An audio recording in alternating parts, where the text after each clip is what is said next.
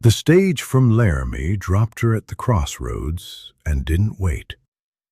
That was the first thing Josephine Holt noticed about Harlan Flats. Not the flatness of it, though that was considerable, the land spreading out in every direction like a man who'd given up on standing. Not the smell of it, sage and cattle and something mineral underneath. Not even the wind, which arrived without introduction and immediately began pulling pins from her hair. No, the first thing she noticed was that the stage didn't wait. The driver handed down her trunk, set her crate of books beside it in the dust, touched the brim of his hat without looking at her face, and had the horses moving before she'd finished saying thank you. She stood there a moment and let the sound of it go. Then she picked up her traveling bag, looked at the trunk, looked at the crate, and looked at the town. Harlan Flats, Wyoming Territory, in the autumn of 1883, was not a town that apologized for itself. It had a main street with a general store, a feed and grain, a land office, a saloon that also served as the post office on Tuesdays, a church that also served as the land office on the days the land office was closed, and a barber shop with a hand-lettered sign in the window that read, "Haircuts and opinions, 1 bit each." There were houses set back from the street at intervals that suggested the town had grown by argument rather than plan. Each structure placed where it was because someone had decided, and no one had decided together. There were cottonwood trees along the creek that ran behind the church, already gone to yellow and trembling with it.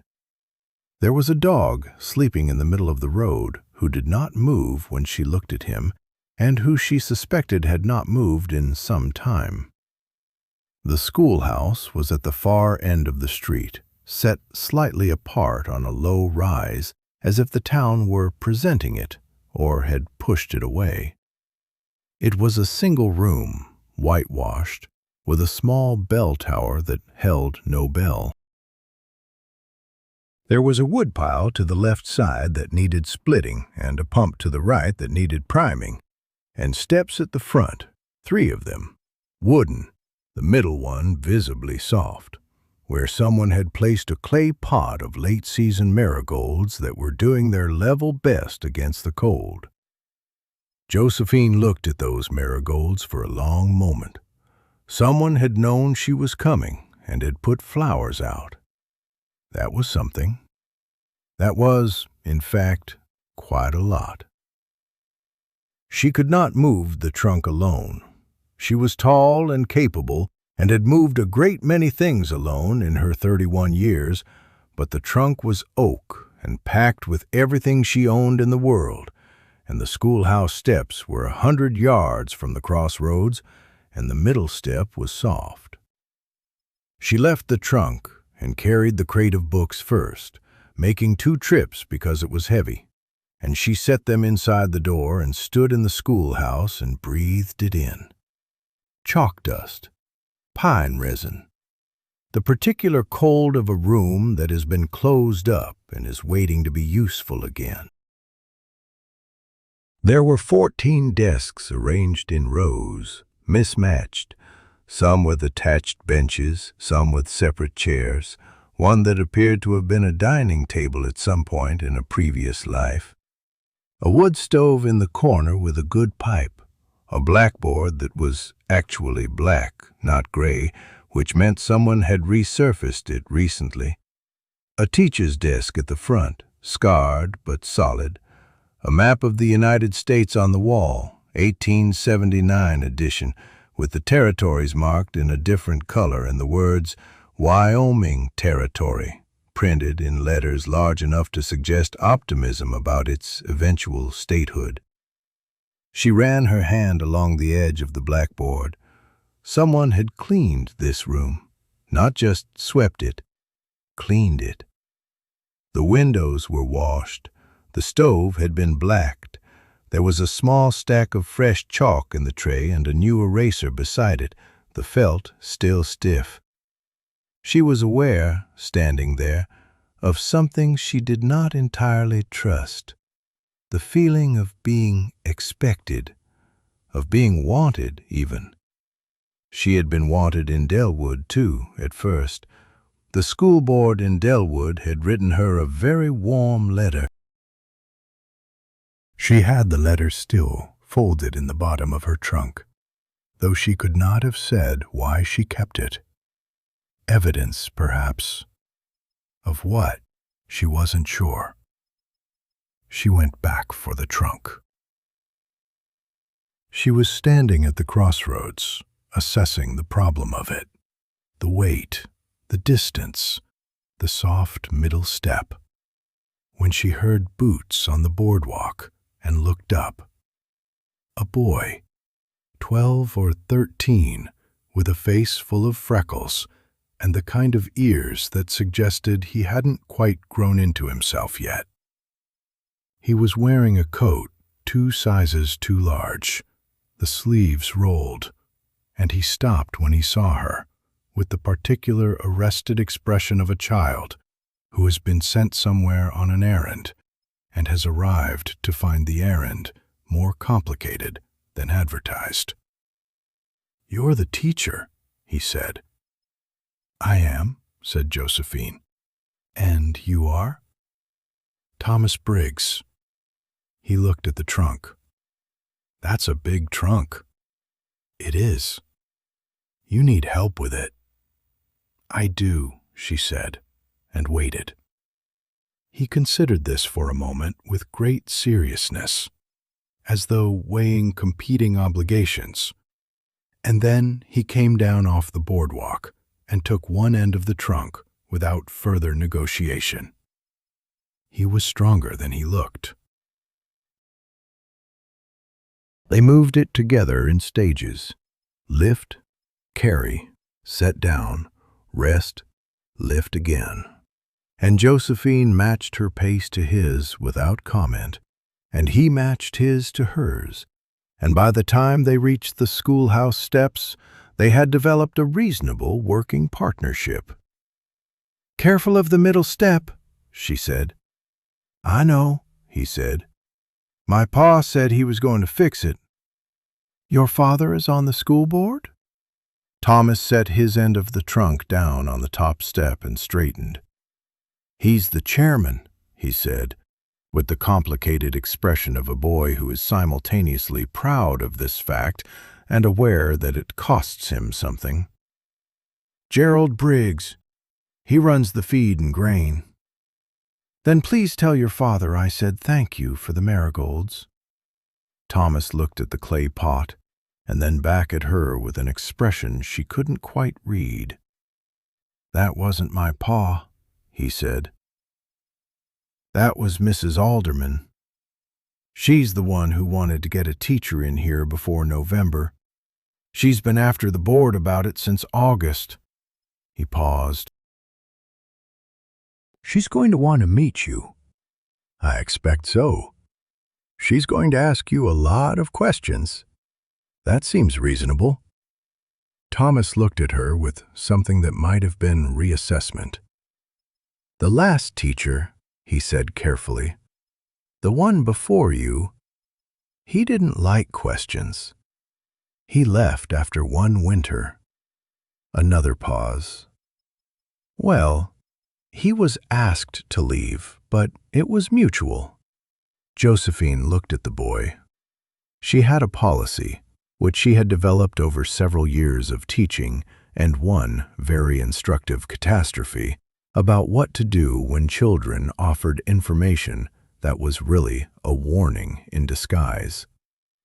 The policy was, listen carefully, ask one clarifying question, and do not perform either alarm or indifference. "What was his name?" she asked. "Mr. Pell." Thomas picked at the rolled cuff of his coat. "He used to read to us out of the Bible instead of the readers. My pa didn't mind that, but some of the other parents did. And then there was the thing with the Dunmore boy and the arithmetic, and then he stopped. Anyway, Josephine agreed. She opened the schoolhouse door and they wrestled the trunk inside together, and Thomas stood in the middle of the room and looked around at it as though seeing it differently now that she was in it. She began opening the trunk and taking things out with the quiet efficiency of a woman who had unpacked herself into unfamiliar rooms before and knew how to do it without ceremony. Books first. Always books first. "What's that one?" Thomas asked, pointing at the volume she set on the teacher's desk. "The Elements of Geometry," she said. "Euclid. Have you done geometry?" "No, ma'am." "Do you want to?" He thought about this with the same seriousness he'd brought to the trunk. "I don't know," he said honestly. "What's it for?" "Understanding the shape of things," she said. "How they fit together. Why a triangle holds its form when a square will collapse under pressure." She set another book beside it. "It's also useful for surveying land, if your father ever wants to expand the feed and grain." Thomas looked at the book with new interest. "School starts Monday," she said. 7 o'clock. Tell anyone you think needs telling." He was almost to the door when she thought of something. "Thomas," he turned. "You said the Dunmore boy. Who are the Dunmores?" Something shifted in the boy's face, not quite fear, more like the expression of someone who has just realized they've said more than they meant to. "Harlan Dunmore owns the biggest ranch in the county," he said. "He's on the school board, too. His son Cleet is 14. A pause. "Cleet doesn't like school much." "That's not uncommon," Josephine said. "No, ma'am." Thomas hesitated at the door. "But Mr. Dunmore, Harlan, I mean, he doesn't like teachers much either.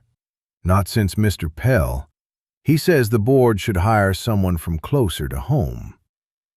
Another pause, shorter this time, and his voice was careful in a way that was too careful for a 12-year-old to have come to naturally. "He's been saying it a lot lately. At the feed store, mostly." The feed store, where everyone went. Where everything got said that was meant to travel. Josephine set a third book on the desk and smoothed the cover with her palm. "Thank you, Thomas," she said. "For the trunk." He nodded and went out, and she listened to his boots on the steps, the top step, the soft middle step, the bottom step, and then silence, and then the wind again, moving through the cottonwoods along the creek. She stood in the middle of her schoolroom for a moment, alone with the chalk smell and the clean blackboard, and the 14 mismatched desks and the map that believed in Wyoming's future. Then she sat down at the teacher's desk, opened her journal to a fresh page, and began to write.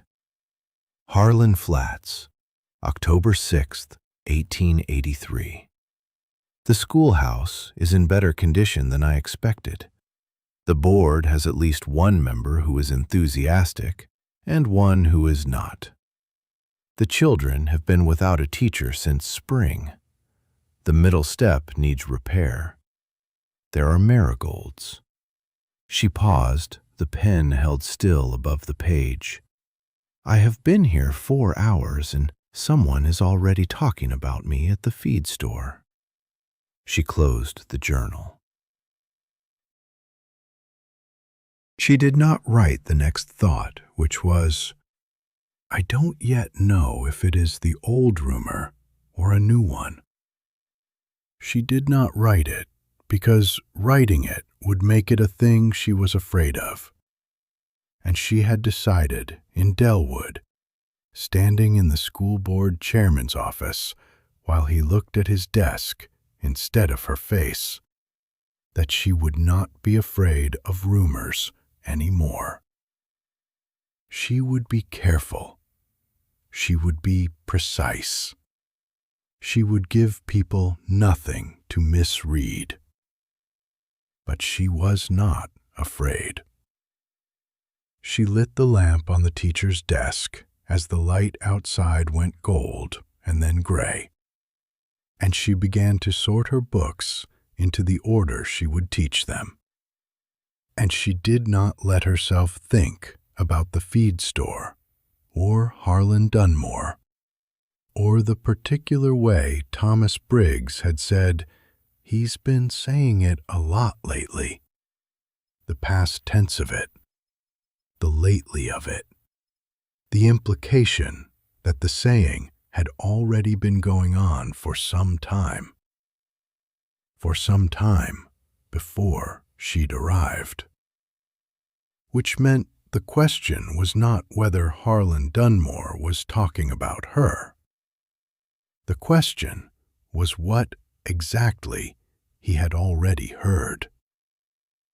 The boy's name was Thomas Briggs, and he was 12 years old, and he had been paid a nickel to help with the trunk.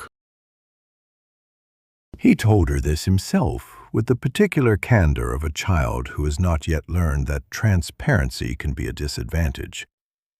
He had a gap between his front teeth and a habit of squinting into the middle distance when he was thinking, as though the answer to whatever question he was working through might be written somewhere in the air above the sagebrush. "Who paid you?"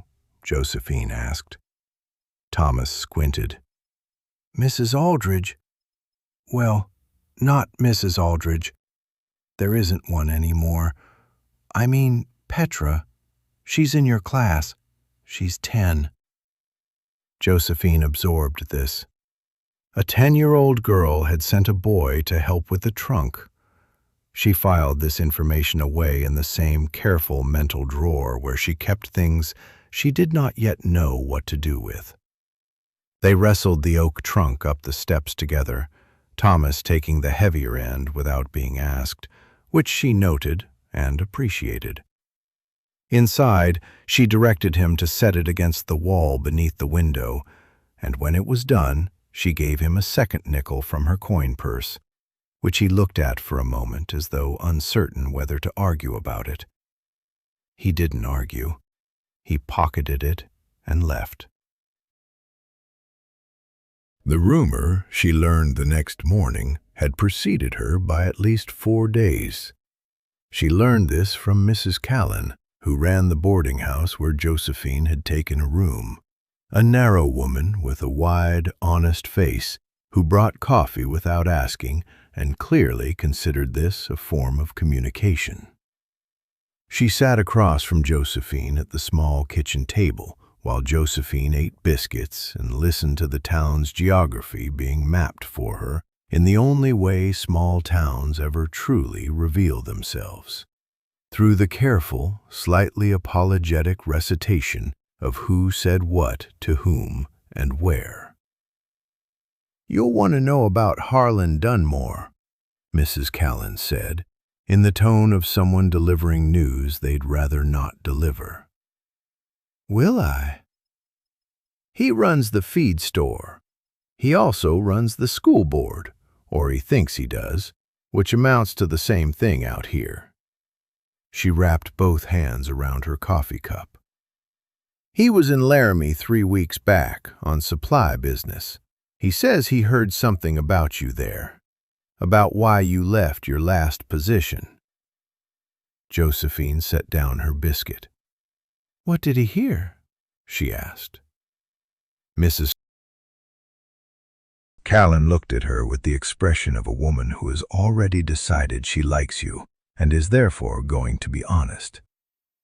"He says you were asked to leave Delwood on account of, his word, impropriety. He hasn't said exactly what kind. He's been letting people fill that in themselves." The word landed the way it always did, with a small, precise impact, like a stone dropped into still water. Josephine had had months to get used to it and had not gotten used to it. "He's been telling people this?" she said. "He told it to Roy Fitch at the feed store on Tuesday. Roy Fitch told his wife. His wife told the Halverson sisters. The Halverson sisters told—" Mrs. Callan stopped herself. "You understand how it works." Josephine understood how it worked. She had watched it work in Delwood, had watched the word impropriety travel through a town like smoke through a building, finding every crack, filling every room, until there was nowhere left to stand where the air was clean. "What do you believe?" Josephine asked. Mrs. Callan looked at her steadily. "I believe a man who lets people fill in his blanks for him has already decided what he wants them to fill in." She stood and took the coffee pot from the stove. "More?" Josephine held out her cup. She walked to the schoolhouse that morning along the main street of Harlan Flats, and she walked it straight-spined and deliberate, the way she had learned to walk through towns that were already watching her. It was not a performance of confidence exactly. It was something more functional than that, a decision she made every morning to take up the space she was entitled to take up, because the alternative was to make herself small. And she had discovered that making yourself small did not protect you. It only made you easier to overlook when the time came. The feed store was on the north side of the street, a wide-fronted building with a hand-painted sign and two men standing outside it in the manner of men who are not going anywhere particular but are available to notice things. One of them she did not know. The other, heavy-set, somewhere in his 50s, with the self-satisfied posture of a man who has never seriously doubted his own judgment, she recognized as Harlan Dunmore from Mrs. Callan's description before he even opened his mouth. He nodded at her as she passed. She nodded back, because she was not going to give him the satisfaction of looking away first. Inside the schoolhouse, she stood at the window and watched him say something to the other man, and watched the other man look toward the schoolhouse, and she breathed through it and turned away. The children arrived at 8 o'clock, 14 of them, ranging in age from 6 to 14, which was not unusual in a frontier school, and which required a kind of pedagogical flexibility that Josephine had spent 3 years developing and was, if she was being honest with herself, quite good at. They filed in with the cautious energy of children entering a room where the rules are not yet established, taking stock of her the same way she was taking stock of them. She noticed Petra Aldridge immediately, not because the girl was conspicuous, but because she was watching. Josephine had a category in her mind for children who watched. It was her largest category and her most valued one. Petra sat in the second row, dark-haired, with her father's apparent habit of stillness, and beside her was a smaller boy with the same dark hair who could only be the 7-year-old Denny, though he was enrolled as a student only because Petra had apparently refused to come without him, a fact Mrs. Callan had mentioned the previous evening with the affectionate exasperation of someone who had watched this negotiation occur. Denny was not watching. Denny was examining a crack in the desk with the focused interest of a geologist. Josephine introduced herself, wrote her name on the blackboard, and began. That afternoon, after the children had gone, she sat at the teacher's desk and graded the small arithmetic exercises she had given as a first-day assessment, and she let herself think about what Mrs. Callan had told her. The question was not whether Harlan Dunmore was talking about her. The question was what exactly he had already heard, and more to the point, what he had invented to fill the spaces between what he'd heard and what he wanted people to believe. She knew the facts of Delwood because they were her facts and she had lived them. She had been courted, without her encouragement, by a married man, the school board chairman, a detail that had made everything considerably worse, who had then, when she declined him with sufficient firmness to make him understand she meant it, reframed the entire history of his own pursuit as her impropriety. The school board had believed him because he was the school board chairman, and she was a 26-year-old woman with no family in the county and no one to say otherwise.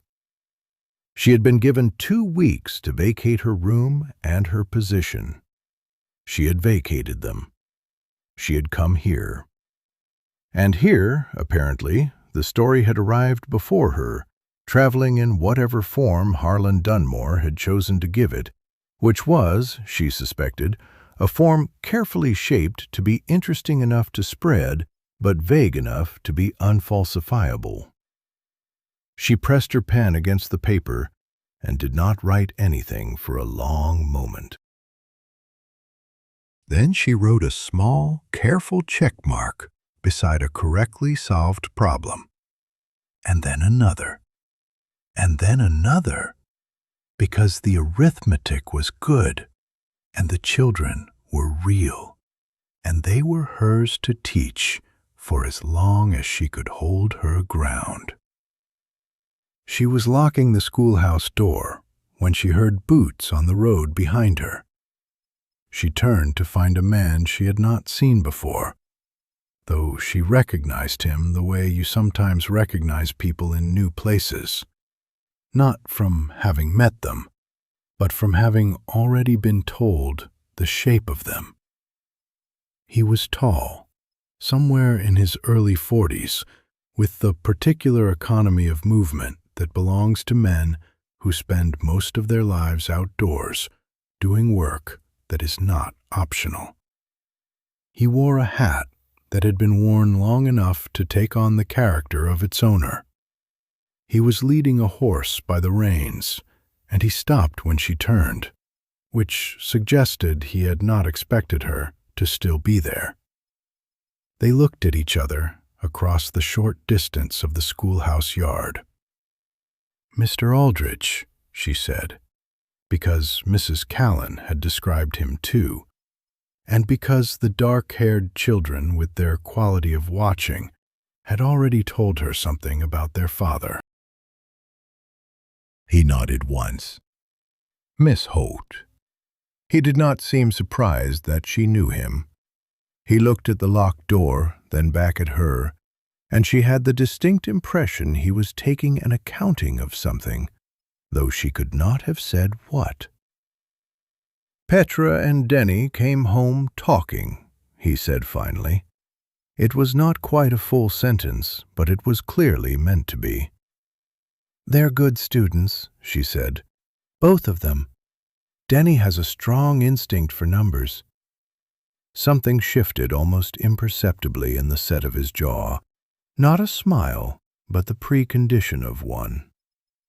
"He counts fence posts," he said, "on the ride to school. He told me the number this morning." "How many?" 214.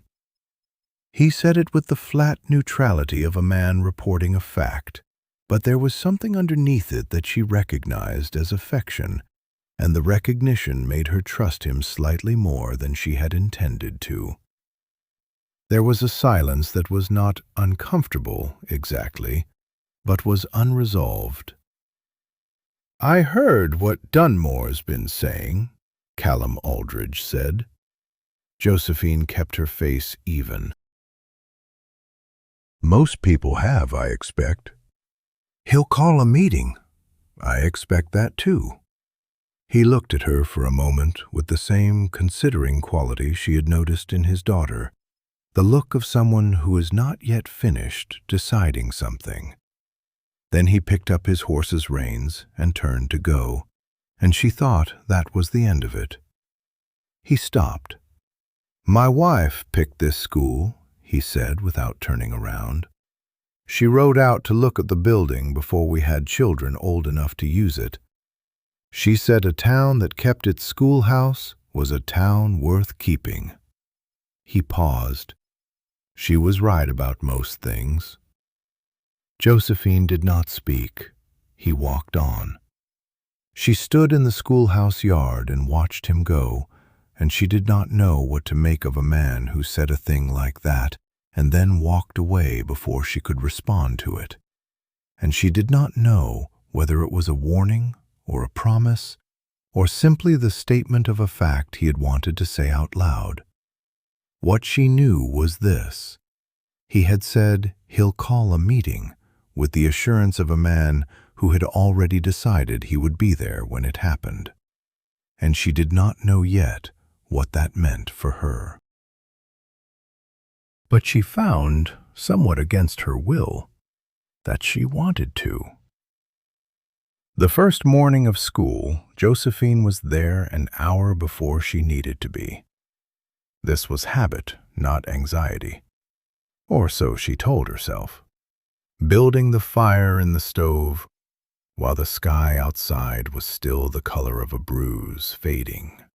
The sage flats beyond the window, nothing but shadow and suggestion. She had learned early in her teaching life that a cold schoolroom was an unkind beginning, that children arriving to warmth were children who sat down without resentment, and that resentment, once settled in, was the hardest thing to dislodge from a young mind. She arranged the slates on the desks in the order she had decided upon the night before, organized not by age, but by what she had been able to learn of each child's circumstances from Mrs. Callan, who had proven to be an excellent and unsolicited source of information. The Briggs boy, Thomas, who had carried her trunk, sat near the front, not because he was young, which he wasn't, but because Mrs. Callan had mentioned carefully that he was left-handed and had been made to write with his right hand by the previous teacher, and Josephine wanted to be able to see him clearly. She had 14 students registered. She had 15 slates. The extra one had a crack running from the upper left corner to the center, a clean diagonal fracture that had been repaired, badly, with what appeared to be pine pitch. She set it aside for herself and used the good ones for the children. They arrived in clusters, as children do, the younger ones dragged by older siblings, the older ones arriving with the particular studied casualness of those who have decided they are too old for this, but have not yet found a convincing argument to present to their mothers. Josephine stood at the door and greeted each one by name, which she had memorized from the enrollment list, watching their faces shift from wariness to something closer to surprise. "You know my name." She knew all of their names. The last to arrive was Petra Aldridge. Josephine had been watching for her without quite acknowledging that she was doing so. She had thought about Petra Aldridge since Mrs. Callan had told her, in that careful, measured way of hers, that it was Petra who had arranged for Thomas to meet her at the crossroads. A 10-year-old girl, organizing logistics on behalf of a grown woman she had never met.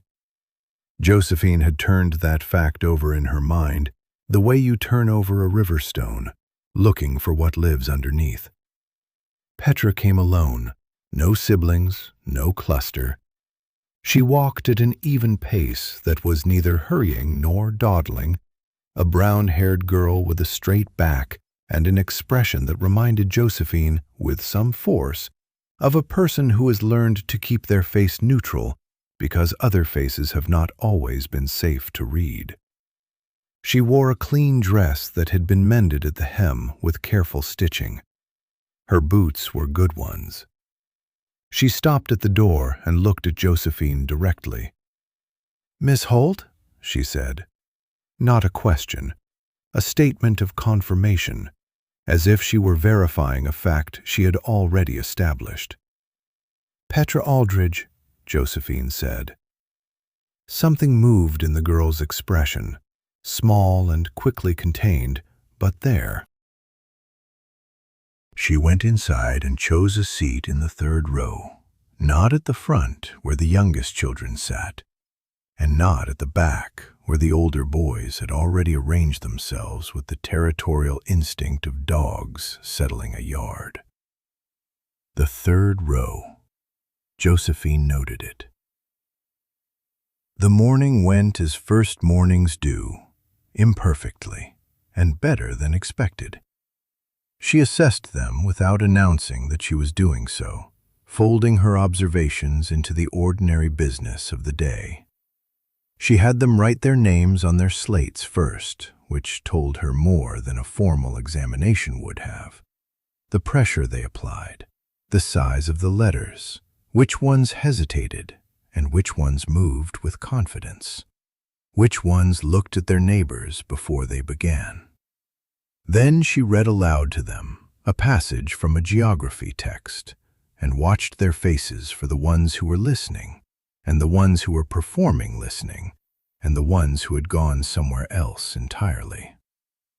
She had one reader, a girl of about 8 named Nora Finch, who was sounding out words under her breath as Josephine spoke, keeping pace with the text in a way that suggested she had read it before, or something very like it.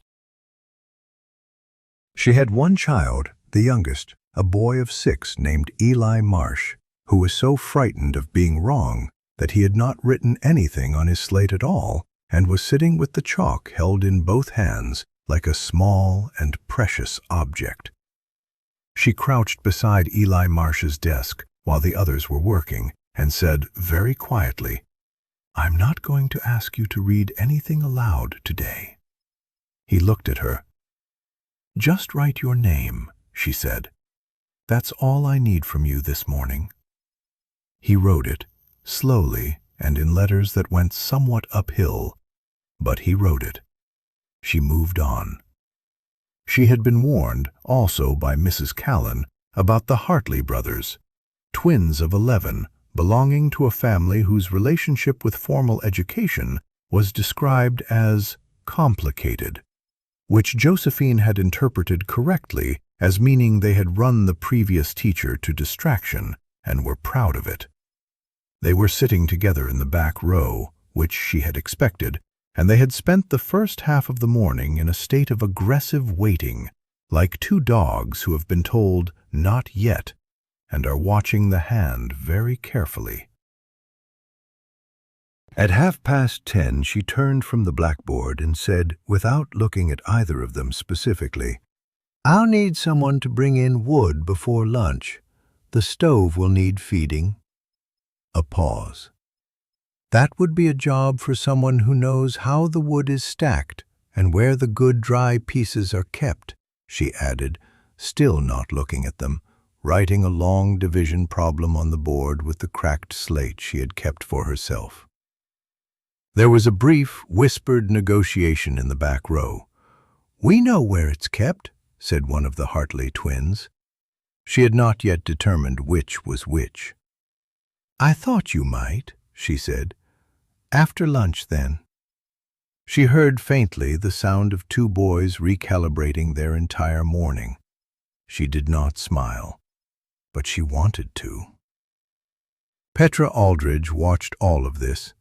Josephine became aware of it gradually, the way you become aware of a particular quality of light, not in a single moment of noticing, but in an accumulation of small observations that eventually resolves into a fact.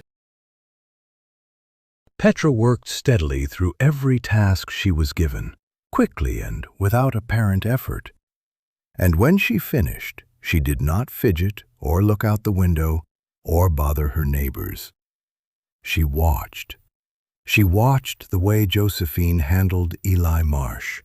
She watched the way Josephine redirected the Hartley twins. She watched when a boy named Samuel Greer knocked his slate off his desk and it hit the floor with a crack. And she watched Josephine's face in the instant before Josephine controlled it. There was noise from the street outside sometimes. A wagon, a raised voice, the ordinary percussion of a small town going about its business. Each time it happened, Josephine kept her expression even and her voice level. She had become very good at this. She was not certain it was a skill she was glad to have, but Petra noticed the moment when a particularly sharp shout from somewhere down the street, a man's voice, nothing directed at anyone here, just the ordinary roughness of a freighting argument, made Josephine's chalk pause for just a fraction of a second before it continued its line across the board. Josephine did not know she had been seen. Petra filed it away. Lunch was 40 minutes, and the children ate outside in the thin October warmth, while Josephine sat on the schoolhouse steps with the cracked slate in her lap, making notes on each child in the small, close handwriting she used for things she did not want read over her shoulder. She was doing this when she heard footsteps on the packed earth and looked up to find Petra standing at the bottom of the steps, holding a biscuit wrapped in cloth. "My father sent extra," Petra said. Josephine looked at the biscuit, then at Petra. "Your father sent it?" "He said you might not have had time to make anything yet. Mrs. Callan was out this morning." This was, Josephine reflected, either a very thoughtful gesture or a very well-deployed one, and she was not yet certain which. She took the biscuit. "Thank you," she said. "Sit down if you like." Petra sat on the step below her, not beside her, which Josephine noted as the choice of someone who understood the appropriate distance between a student and a teacher without having been told. They were quiet for a moment. Below them, the other children had organized themselves into some sort of chasing game that Josephine was keeping a peripheral eye on. "You arranged for Thomas to meet me," Josephine said. "Someone needed to," Petra said, with a simplicity that was not quite casual. "Why didn't you come yourself?" A pause. "Father needed me at the ranch that morning." "But you thought of it." Petra looked out at the other children. "The trunk looked heavy," she said, "from when I saw it at the crossroads the day before." Josephine looked at her. "You saw me arrive." "I saw the stage," Petra said carefully. "I didn't want to stare." Josephine thought about a 10-year-old girl watching a woman step off a stage alone with a heavy trunk and a crate of books, and making a quiet decision to do something useful about it without making it into a performance of charity. She thought about what kind of person raised a child like that, and then she thought about what Mrs. Callan had said about Calvin Aldridge. He showed up for things, was how she'd put it, and she thought the two facts were probably not unrelated. "Your father," Josephine said, "is he on the school board?" "No," Petra said. "He doesn't like meetings." A beat. "But he goes to them," Petra added, "when he thinks it matters." She said it with the precise, unadorned delivery of someone reporting a fact, not making an argument. But Josephine heard what was underneath it, the same way you hear what is underneath a river when the water is clear enough. The shape of the bottom, the weight of the current. He goes to them when he thinks it matters. She turned this over carefully. "Is he likely," Josephine said, choosing her words with the same care, "to think this one matters?" Petra looked at her. Brown eyes, steady, her father's economy of expression in every line of her face. "Yes," she said.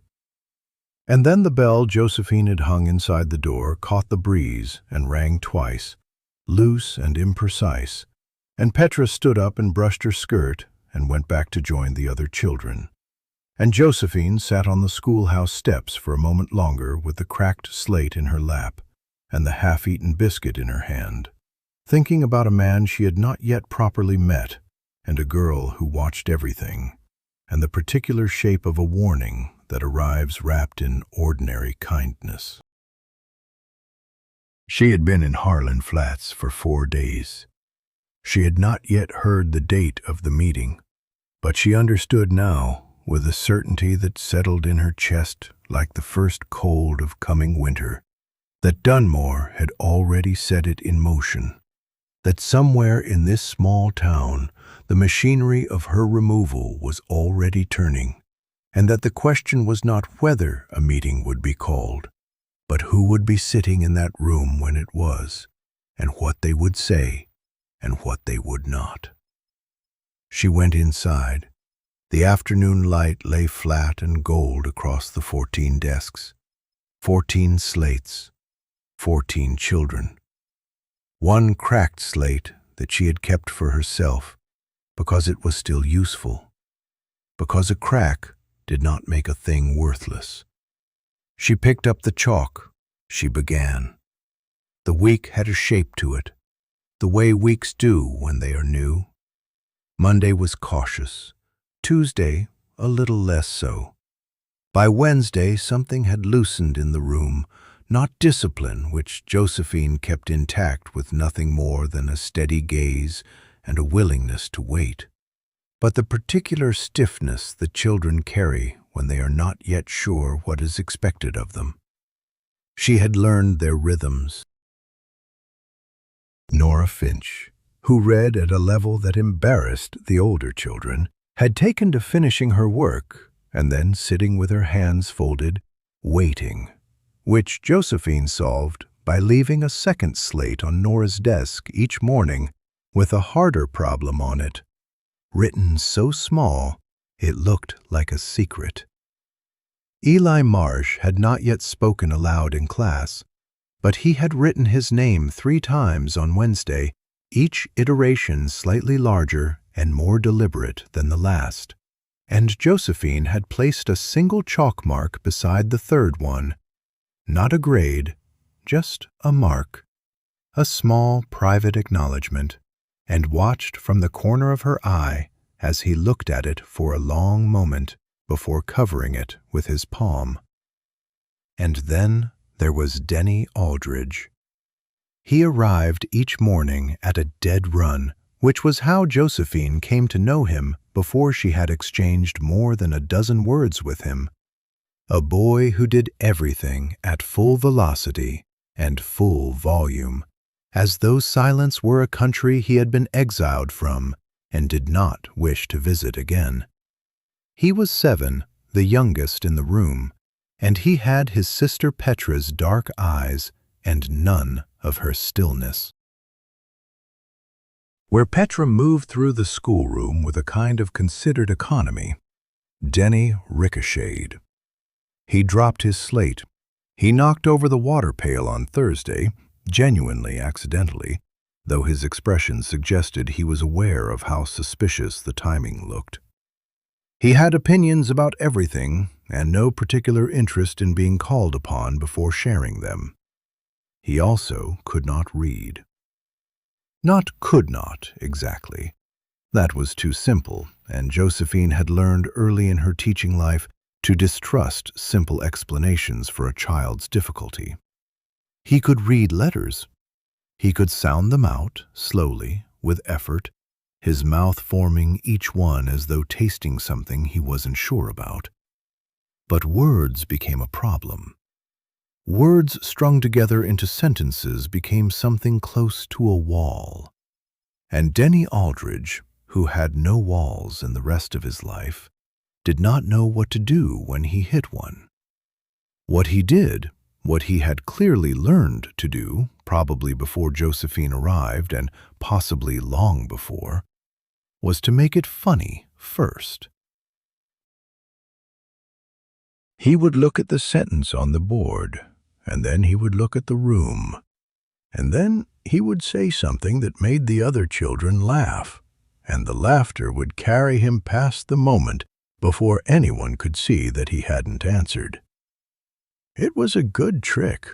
It was, in fact, a very good trick, and Josephine recognized it with the particular recognition of someone who had once used a similar one herself, in a different room, in a different life. She did not call attention to it. What she did instead was this. On Thursday afternoon, while the older children were working on their arithmetic problems, and the room had that particular quality of concentrated quiet, she walked to Denny's desk and set a short sentence on a scrap of paper in front of him. 3 words. The dog ran. She did not stand over him. She moved away, as though she had simply passed by, as though the paper had arrived there of its own accord. She watched from the blackboard, her back mostly to the room, chalk in hand. He looked at the paper. He looked around to see if anyone was watching. They weren't, or they appeared not to be, which amounted to the same thing. He looked at the paper again. His lips moved, slowly. Everyone knew the dog. She watched the hesitation, the small internal negotiation, and then the resolution. Ran. He had read it. She did not turn around. She did not mark it or note it or change her expression. She simply moved to the next thing on the blackboard and continued the lesson, and from the corner of her eye she saw Denny Aldridge fold the scrap of paper and put it in his pocket. She had not planned to think about that moment again. She found that she did. It was Thomas Briggs who told her about the petition. He came to her on Friday morning before the other children arrived, appearing in the doorway with the uncertain posture of someone who had rehearsed the errand several times and still wasn't sure he was going to go through with it. He was 12, and he had his mother's serious face. Josephine had met Mrs. Briggs briefly on the road, a thin woman with capable hands who had looked at Josephine with careful assessment rather than warmth, which Josephine had respected more than warmth would have warranted. "Mr. Dunmore was at the post office yesterday," Thomas said. He stayed in the doorway. "He had a paper. He was asking people to put their names on it." Josephine was building the fire. She did not stop. "What kind of paper?" "Asking for a board meeting, an emergency one." Thomas shifted his weight. He said there were concerns about the school. About the school. Not about Josephine Holt. Never directly. Dunmore was too practiced for that. "Did he say what kind of concerns?" "He said community concerns." Thomas said it the way a 12-year-old says something he is quoting, with a faint, unconscious mimicry of the adult voice that had produced it. He said the community had a right to know who was teaching their children. Josephine set the poker down. She turned and looked at Thomas, who was watching her with an expression that was trying very hard to be neutral and not quite succeeding. She recognized what was underneath it. He was waiting to see if she was going to fall apart. He was 12, and he had come to tell her this, and the reason he had come was that someone had decided she deserved to know, and she suspected that someone was not Thomas. "Did your mother sign it?" she asked. A pause. No, ma'am. Did Mrs. Aldrich? Something shifted in his face. I don't know. I didn't see her. A beat. I don't think so. Josephine nodded. She turned back to the stove. Thank you for telling me, Thomas. He lingered another moment, and she understood that he had expected something more. Outrage, perhaps, or fear, or some reaction that would give him a story to carry. She gave him none of these things. After a moment, she heard his boots on the steps. The fire caught. The children arrived, as they always did, in the particular order that Josephine had already come to think of as theirs. Nora Finch first, always, because she lived closest and left earliest. Then a cluster of 3 boys from the north side of town. Then Petra Aldridge, precise and unhurried, and behind her, at a dead run and already slightly out of breath, Denny. He came through the door at his customary velocity and dropped his slate on his desk with a crack that made 2 children flinch. And then he looked up and found Josephine looking at him, and he grinned. The wide, unguarded grin of a child who has not yet learned to be careful about his grin, and said, "I didn't break it." "I can see that," Josephine said. The other one was already cracked. It was. So that wasn't me either. It was not. He seemed satisfied by this accounting and sat down. Petra, sliding into her own seat with considerably more grace, glanced at her brother with an expression of mild, affectionate exhaustion that seemed too old for a 10-year-old's face. The morning passed. Josephine taught. She did not think about Dunmore's petition, or rather, she thought about it in the way that she had learned to think about difficult things, which was in the back of her mind, behind everything else, where it could sit without interfering with what was in front of her. What was in front of her was 14 children, and 14 children were enough to occupy a person entirely if she let them. In the late morning, during reading, she gave Denny another scrap of paper. 5 words this time. The dog ran very fast.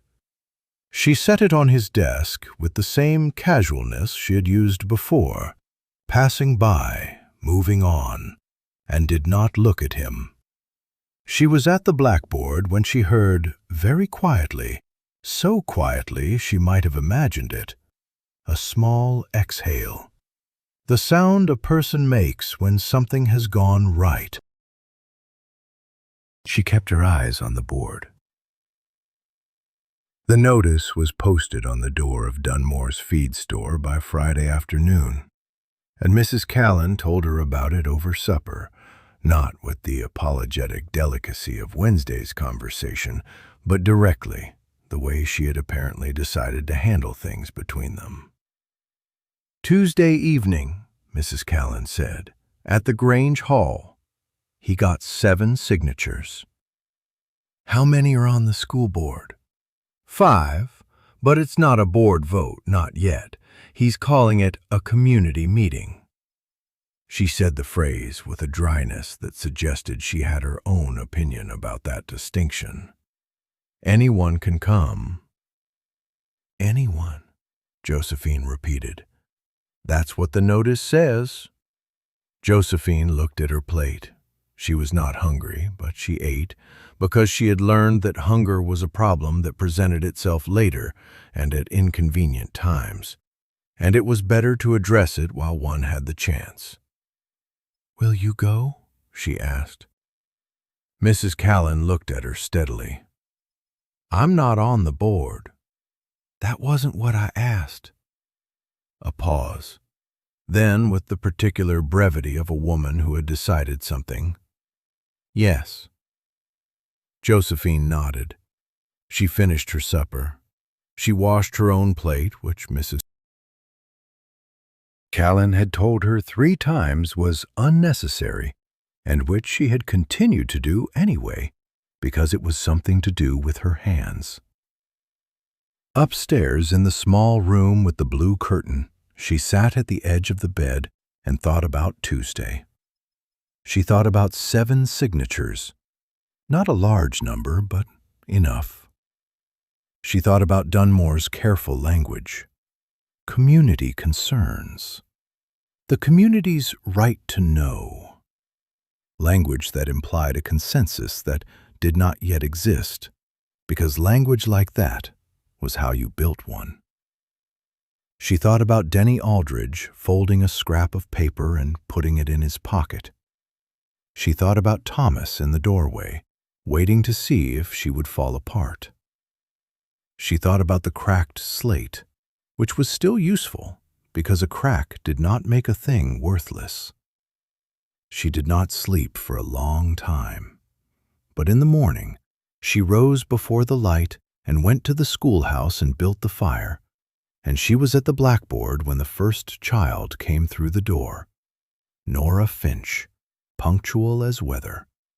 And the day began again, as days did, whether one was ready for them or not. What she did not know, what she would not know until later when Thomas told her and she had to decide what to do with the information, was that by Saturday morning, a man named Calvin Aldridge had heard about the meeting. She did not know that he had ridden into town alone.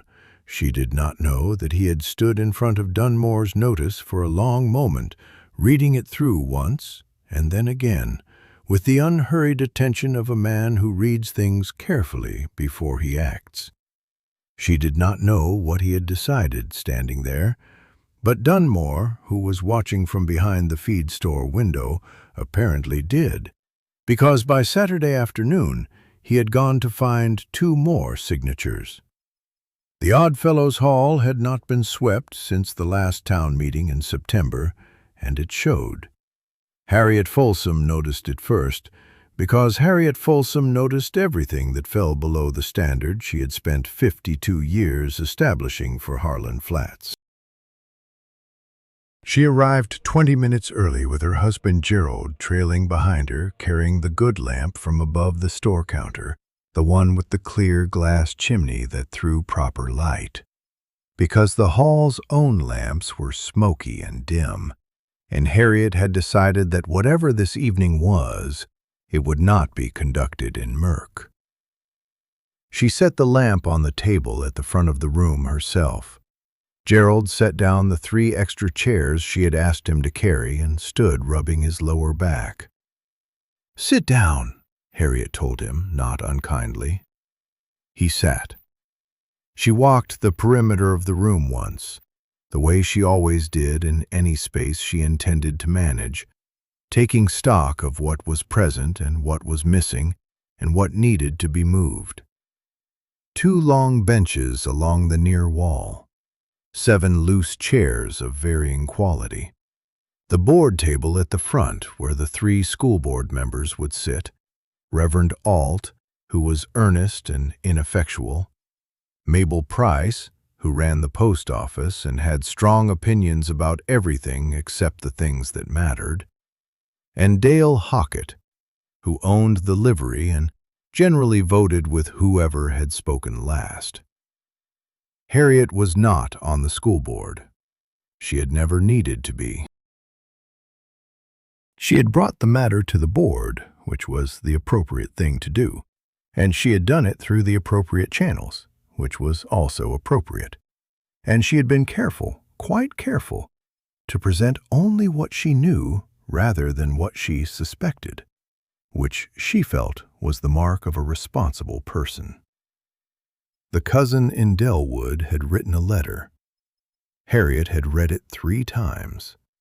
She had not shared the letter, that would have been improper, but she had shared its substance, which was that the previous school teacher in Delwood, had been let go following concerns about her conduct, concerns of a social nature, concerns that involved a man whose name the cousin had not specified, but whose existence was apparently beyond dispute.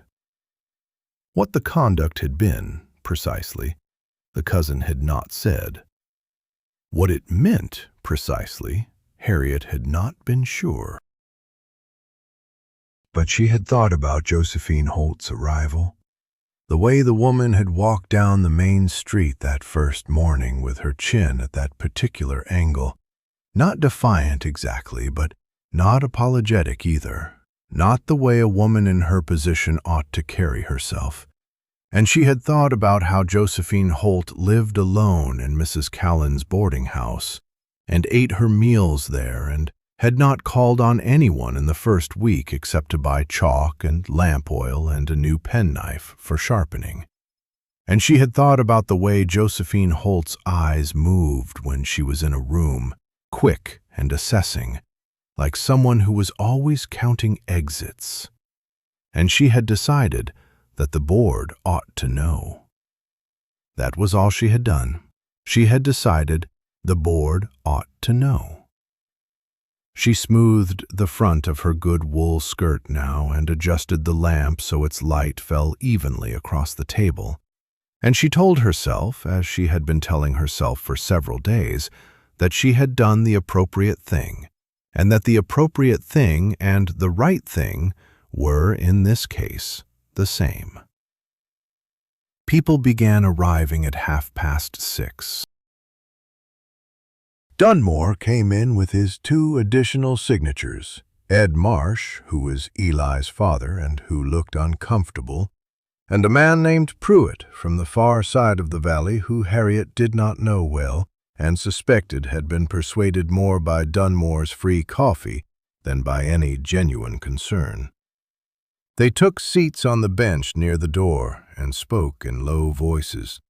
The Reverend Alt arrived and arranged his papers. Mabel Price arrived and arranged herself. Dale Hockett arrived late and slightly out of breath and sat down without arranging anything. Several other townspeople filtered in. Mrs. Callan, Josephine's landlady, came alone and sat in the back row with her hands folded and her expression carefully neutral, which Harriet noted and filed away. The Finch family sent their eldest son, but not the parents. 3 men from the grain operation north of town came together and sat together and would, Harriet suspected, vote together. The room filled to perhaps 25 people. The board members shuffled their papers. Reverend Alt cleared his throat twice, and then the door opened again. Calvin Aldridge did not make an entrance. That was the thing about him that people always failed to anticipate. They expected from his size and his reputation and the particular quality of stillness he carried that he would do something dramatic when he entered a room. He never did. He simply came in, the way a weather front comes in, not announcing itself, just suddenly present in a way that changes the pressure of everything around it. He was 41 years old. He had run the Aldridge Ranch since he was 26, when his father died of a fever and left him with 600 acres, a half-finished barn, and 2 younger siblings to raise.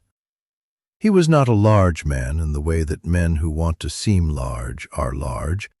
He was simply built for the work he did, broad through the shoulders, economical in his movements, with hands that showed 30 years of fence wire and saddle leather and cold Wyoming mornings. His face was weathered to the color of old pine and gave very little away. He was wearing his good coat. Harriet noticed the coat. She noticed it because Calvin Aldridge wore his good coat to funerals and to church at Christmas and, apparently, to this. He did not look at Dunmore. He did not look at Harriet. He walked to a seat in the second row, not the front, not the back, the second row.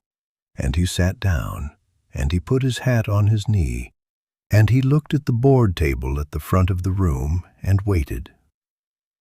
The room, which had been murmuring with the particular low industry of people who have opinions they are about to be given formal permission to express, went quiet.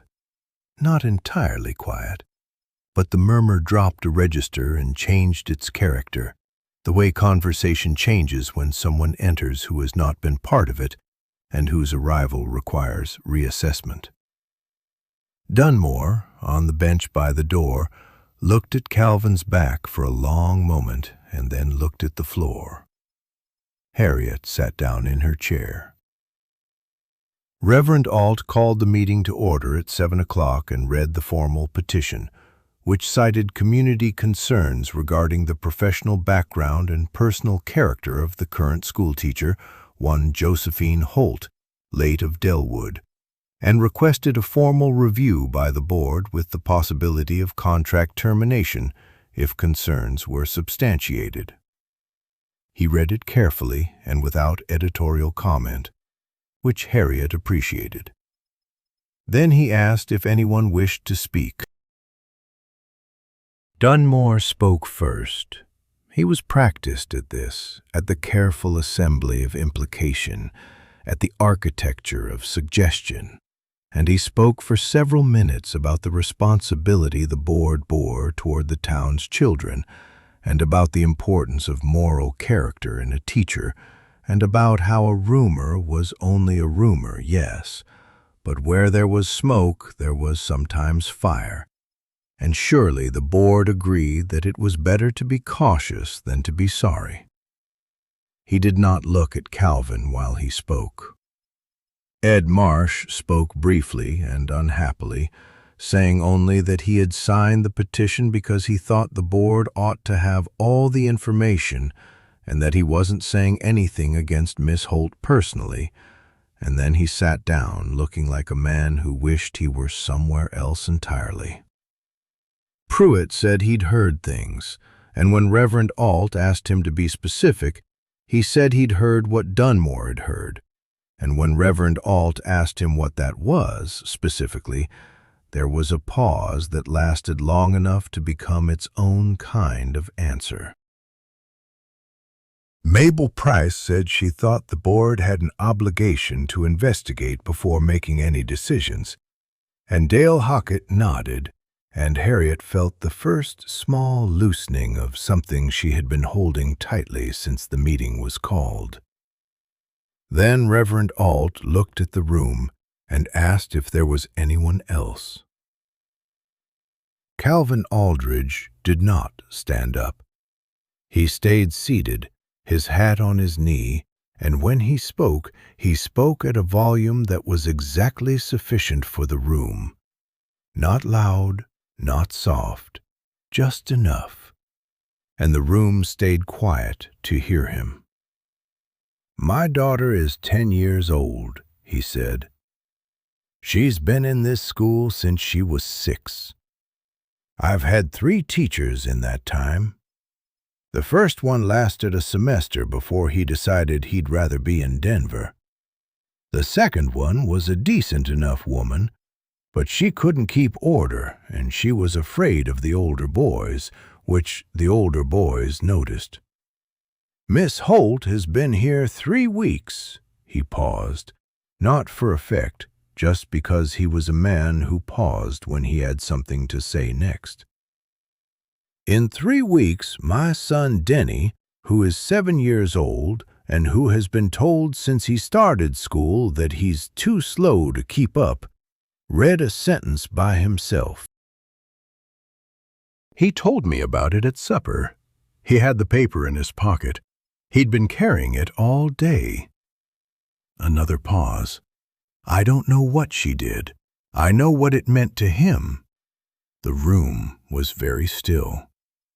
"I also know," Calvin continued, "that the petition before this board is built on a rumor that nobody in this room can put a name to, sourced from a town nobody in this room has visited, about conduct that nobody in this room can describe. I know that because I asked. I asked every person whose name is on that petition what, specifically, they had heard. Not one of them could tell me. Dunmore said from the bench by the door, "There was a letter." "There was a letter," Calvin agreed, turning his head slightly in Dunmore's direction. "Written by a cousin to a private person about events that person did not witness. That's not evidence. That's a letter." Harriet's hands were very still in her lap. She was looking at the lamp she had brought from the store, the one with the clear glass chimney, and she was thinking about the letter, and she was thinking about what she had done with it, and she was thinking, for the first time with real discomfort, about the difference between what she had presented to the board and what she actually knew. She had known there was a letter. She had known there was a cousin. She had known there had been a man, unnamed, and conduct unspecified, and concerns undescribed. She had decided that was enough to bring forward. She was less certain, sitting here in the room she had arranged with the lamp she had carried, that it had been. Calvin was still speaking. "I'm not asking this board to ignore its responsibilities," he said. "I'm asking it to hold them to a standard. If there is evidence, real evidence, specific and nameable, I'll hear it the same as anyone. But if what we're doing here tonight is running a school teacher out of Harlan Flats because she came from somewhere else and lives alone and doesn't defer to people she hasn't been given reason to defer to," he stopped. His jaw shifted slightly, the only visible sign of what he was keeping out of his voice. "Then I'd like the board to consider what kind of town we're deciding to be." He put his hat back on his head. He sat back. He did not say anything else. Reverend Ault called a recess before the vote. In the recess, Harriet Folsom sat in her chair and did not speak to anyone, which was unusual enough that Gerald came to stand beside her and put his hand briefly on her shoulder, which was more unusual still. She thought about the angle of Josephine Holt's chin on the main street. She thought about what it might mean, that angle, if you assumed something other than what she had assumed. She thought about a woman arriving alone in a town that had already heard the worst of her, and walking its main street anyway, and teaching its children anyway, and not asking anyone for anything except the professional consideration she was owed. She thought about the letter, and the cousin, and the unnamed man, and the unspecified conduct. She thought about what she had decided those things meant. She was not ready to say she had been wrong. She was not built for that kind of speed. But something had shifted in the careful architecture of her certainty, and she could feel the shift, and she sat with it in silence while the room moved around her. When the board reconvened, Reverend Ault called for the vote. The motion to terminate Josephine Holt's contract failed 2-1. Mabel Price and Dale Hockett voted against. Reverend Ault, to Harriet's surprise, voted for, not out of conviction, she thought, but out of the particular cowardice of men who cannot bear to have made a fuss about nothing. The meeting was adjourned. People filed out into the cold October dark. Calvin Aldridge was among the first to leave. He did not stop to speak to anyone. He put on his coat in the doorway and walked out, and Harriet watched him go, and she thought about his son with the paper in his pocket, and she thought about the sentence the boy had read, and she thought, I don't know what she did. She didn't know what Calvin Aldridge had done either. But she knew what it had cost him to sit in that room and say it. And she knew, because she was a woman who understood the management of power, that he had spent something tonight that he would not get back. The question that stayed with her, walking home through the dark with Gerald and the lamp, was whether Josephine Holt knew it too. She didn't, not yet.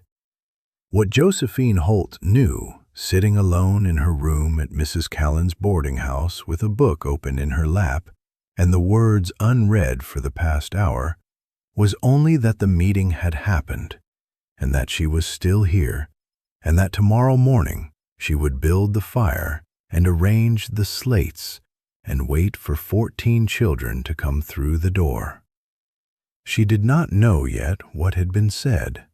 She did not know who had said it. She would not hear it from Calvin Aldridge. She would hear it, as it turned out, from Thomas Briggs, who had been standing outside the hall in the cold, watching through the window, because Thomas Briggs was 12 years old and understood already that the things that mattered happened in rooms you were not invited into, and that the only remedy for that was to watch carefully from outside. He came to the schoolhouse the next morning before the other children arrived, and he stood in the doorway with his hat in his hands, and he said, "Miss Holt, I need to tell you something about last night." And Josephine, who had learned in Delwood to brace for what came next, braced. Thomas Briggs was not a boy who wasted words. Josephine had understood this about him within the first 2 days of school, had noted how he listened before he spoke, how he turned a question over in his mind the way a man turns a stone in his hand before deciding whether to pocket it or put it back. He was 12 years old and already possessed of a gravity that most men never arrived at. She had found herself teaching around him carefully, the way you step around a load-bearing post, because something in her recognized that if she lost Thomas Briggs, she would lose the room. So when he stood in the doorway that morning with his hat pressed flat between both hands and said he needed to tell her something, she did not rush him. She set down the chalk she had been holding and turned to face him fully, and she waited. He told her what he had seen through the window of the Oddfellows' Hall. He told her about Dunmore's petition and the signatures, about Reverend Alt's careful neutrality, about Harriet Folsom sitting at the front like a woman who had already decided the verdict before the trial had been called. He told her about Mrs. Callan in the back row, and the way Mrs. Callan's hands had been folded in her lap, like a woman holding herself still on purpose. And then he told her about Calvin Aldridge. He told it plainly, without ornamentation, the way he did everything. Calvin had arrived late enough that the room was already arranged against her, early enough that there was still time for it to matter. He had not spoken when he sat down. He had let Dunmore finish, let Harriet Folsom finish, let the Reverend offer his measured concerns about the impressionable minds of children and the importance of moral example. He had let all of it exhaust itself in the air of the room. And then he had spoken. Thomas paused here, and Josephine saw him working to recall the exact words, which told her he had been replaying them since the night before, the way you replay something that strikes you as important before you fully understand why. He said the school was his children's school, Thomas told her. He said Petra and Denny had gone to 3 teachers in 4 years and learned next to nothing from any of them, and that in 2 weeks with you, Denny had read a sentence out loud at supper. Thomas stopped. He said that was worth more to him than a rumor somebody heard in Laramie. Josephine stood very still. He said if the board removed you, he'd pull his children from the school and apply the money he paid in taxes toward a private arrangement. And he looked at Dale Hockett when he said it. Thomas turned his hat once in his hands. Mr. Hockett has 3 kids enrolled. I see, Josephine said. The vote was 3-1. You're staying. The room was quiet for a moment. Outside, somewhere down the road, a horse was being worked in a yard, the rhythmic percussion of hooves on cold ground, patient and repetitive. Thomas, Josephine said, how long were you standing out there? Until the vote, he said. Then I went home. She nodded once. Thank you for telling me. He put his hat back on, and that was that. The other children arrived in the usual sequence. Nora Finch first, always, because Nora lived closest and walked fastest and treated school the way some people treat church, as a place you arrived at early out of respect for what happened there. Then the Marsh boy, Eli, who still arrived each morning like he was expecting to be told there had been a mistake and he wasn't welcome.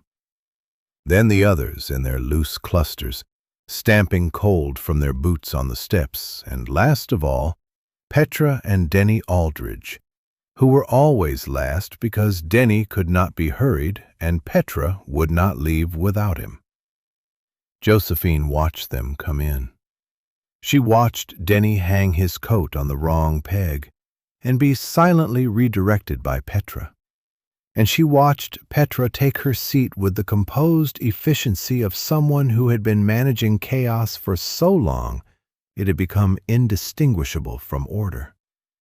She thought about Denny reading a sentence out loud at supper. She thought about Calvin Aldridge in a room full of people who had already decided, sitting down without saying a word until everyone else had finished talking. She picked up her chalk and turned to the blackboard, and she began to write the morning's work. She walked to Folsom's General Store at noon. She had been extending the trip for 3 days, telling herself she would go when the weather cleared, when she had a free hour, when she had settled the question of whether going there at all was an act of necessity or an act of capitulation. Edmund Folsom had extended her credit without being asked. Mrs. Callan had mentioned it in passing, and Josephine had not yet used it, because using it felt like accepting something she hadn't agreed to accept. But she needed lamp oil, and she needed it today, and there was no other store in Harlan Flats, and she was not going to sit in the dark to prove a point about her own independence. The bell above the door announced her arrival. The store smelled of sawdust and dried herbs and the particular metallic cold of a room that had been heated and then let to cool and heated again.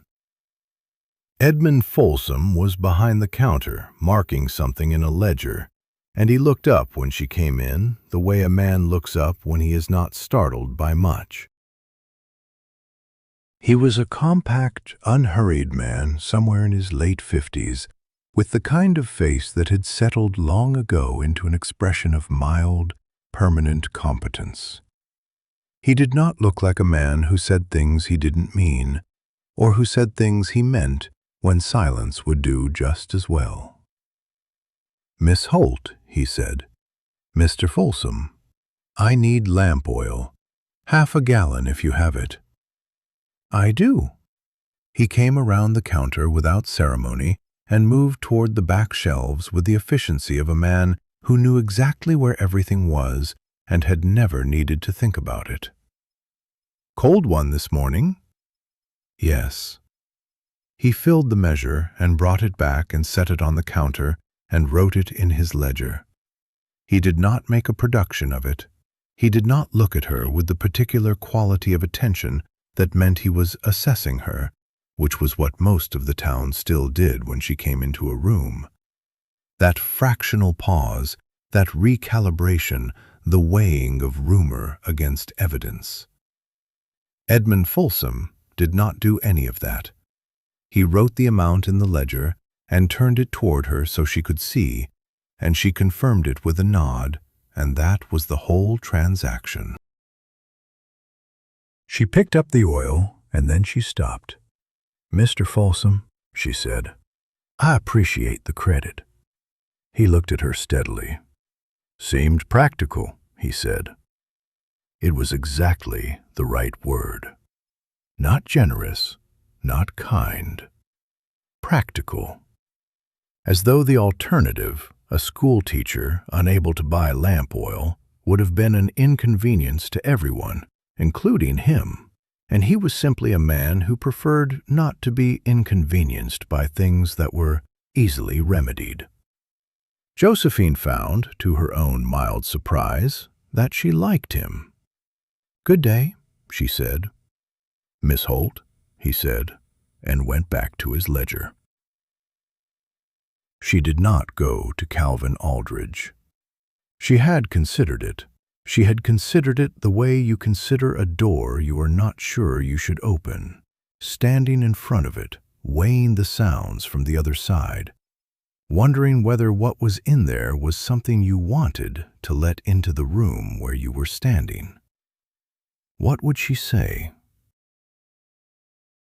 Thank you seemed insufficient, and it also seemed like the wrong kind of currency for what he had done, which had not been a gift exactly, but something closer to a statement of fact, that her teaching was worth something, that Denny reading a sentence at supper was worth something, and that the arithmetic was simple enough that a reasonable man could do it without being asked. She could not tell if she was grateful or unsettled, or some combination of the two that did not have a clean name. In Delwood, the man who had caused her trouble had done it publicly, with the full confidence of someone who knew that the structure of things would support him. He had been charming in rooms and deliberate in private, and what he had started had moved through the town like water finding a crack. And by the time Josephine understood what was happening, it had already happened. She had learned from that to be careful about men who did things on her behalf without asking her first. But Calvin Aldridge had not done it for her exactly. He had done it for Petra, for Denny, for the sentence Denny had read at supper. He had done it because he had made a calculation, and the calculation had come out in her favor, and the fact that it had come out in her favor did not make it a personal act. It made it a practical one. Practical, she thought, like extending credit. She sat with that for a while. It was Petra who told her something she hadn't expected 3 days later, in the quiet after the other children had gone. Petra had stayed to help clean the slates, which she did sometimes without being asked, moving through the task with the quiet competence that was simply her nature. Josephine was sorting papers at her desk, and the room had the particular quality of late afternoon light that turned everything amber and forgiving. "My father doesn't talk much," Petra said. She said it the way she said most things, not as a preamble to something else, but as a complete statement that she was offering for consideration. "I've heard that," Josephine said. "He talked at the meeting." Petra stacked the clean slates with care. "He doesn't usually, even when he should." She paused. "My mother used to say he saved his words up, so when he spent them, they were worth something." Josephine looked up from her papers. Petra's expression was the same as always, composed, direct, slightly older than her face. But there was something underneath it that Josephine had not seen there before, a small, careful opening, like a window cracked just enough to let in air. "She sounds like she was a perceptive woman," Josephine said. She was, Petra said simply. And then she put on her coat and went out the door, and the amber light fell across the empty slates, and Josephine sat for a moment in the particular silence of a room where something has just been entrusted to you. She was walking home when she saw him. Calvin Aldridge was coming out of the feed store, Dunmore's feed store, which struck her as notable, that he would do business with a man who had tried to take her livelihood. But then she supposed that was the nature of small towns, that you could not always choose your commerce by your conscience. He had a sack of something over one shoulder and his hat pulled low against the wind, and he did not see her at first. Then he did. He stopped. She stopped. The wind moved between them, carrying the smell of coming cold. Josephine did not thank him. She had decided she wouldn't, and she had decided it for reasons she felt certain about. That thanking him would make it a favor between them, would put her in a position of debt, would change the nature of what he had done into something smaller and more personal than it actually was. She would not thank him. But she held his gaze for a moment, steady and level, the way you hold a door open long enough to make clear it was intentional. And then she walked on. She did not look back. She did not need to.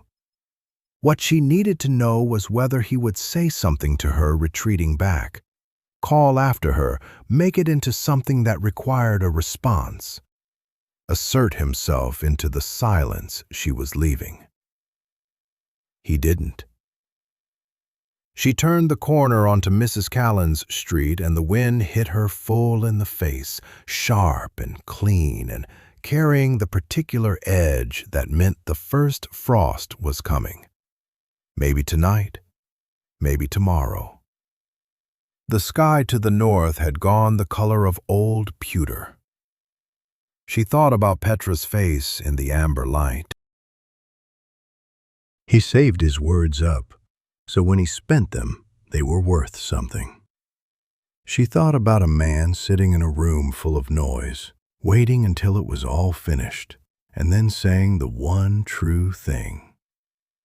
She pushed open Mrs. Callan's gate and walked up the path, and she was almost to the door when she realized that her hands, which had been clenched against the cold, had unclenched sometime in the last block without her noticing. She stood on the porch for a moment. Then she went inside. The frost came that night, the first of the season, and by morning the schoolhouse steps were white with it. And when Josephine arrived to build the fire, she found that someone had already built it.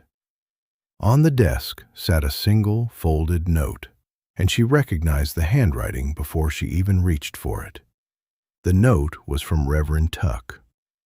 Josephine stood holding it in both hands, the paper still crisp from the cold that had gotten into everything overnight. The fire already burning in the stove made the room smell of iron and pine smoke, and she looked at the flames through the grate for a moment before she read the words again. Miss Holt, I would be grateful for a few minutes of your time before school if you can spare them. I will come at 7:30. Reverend S. Tuck. She folded the note along its original crease and set it on the corner of the desk. Then she went about her morning as though she had not received it, hung her coat on the hook behind the door, checked the water bucket, counted the slates. She was on her second trip to the wood box when she heard boots on the steps and turned to find the Reverend ducking through the doorway, hat already in his hands. Silas Tuck was a tall man, gone slightly soft at the middle, with the kind of face that had been kind for so long it had settled permanently into that expression even when he wasn't feeling it. His beard was white and close-trimmed. He looked at the room the way a man looks at a room he has looked at through windows, recognizing it, but adjusting to the fact of being inside. "Miss Holt," he said. "Reverend Tuck, I appreciate you not making me wait in the cold." "I didn't let you in," she said. "You built the fire." He had the grace to look only slightly caught. "I did," he said. "I hope that wasn't presumptuous." "It was useful," she said, and gestured to the bench nearest the stove, the one she usually kept for the youngest children, which meant the Reverend would have to sit with his knees near his chest. She watched him calculate this, and then sit down on it anyway without complaint. She remained standing. She was not entirely sure why, except that she had been standing when he arrived, and changing her posture now would feel like accommodation she hadn't decided to offer yet. "I'll say what I came to say plainly," Tuck began. "I wish you would." He turned his hat in his hands, once, twice. "I called that meeting," he said. "I want you to know I understand if you hold that against me. Dunmore filed a formal complaint. Under the board's charter, a formal complaint requires a formal hearing. I didn't have the latitude to simply—" He paused. "I didn't have the latitude." "I understand how boards work, Reverend." "Yes," he said. "I expect you do by now." The fire ticked. Outside, the frost was still holding on the grass, though the sun was coming up over the ridge and the white was going gold at the edges. "What I want to say," Tuck continued, "is that the outcome of that meeting was a fair one. I believe that.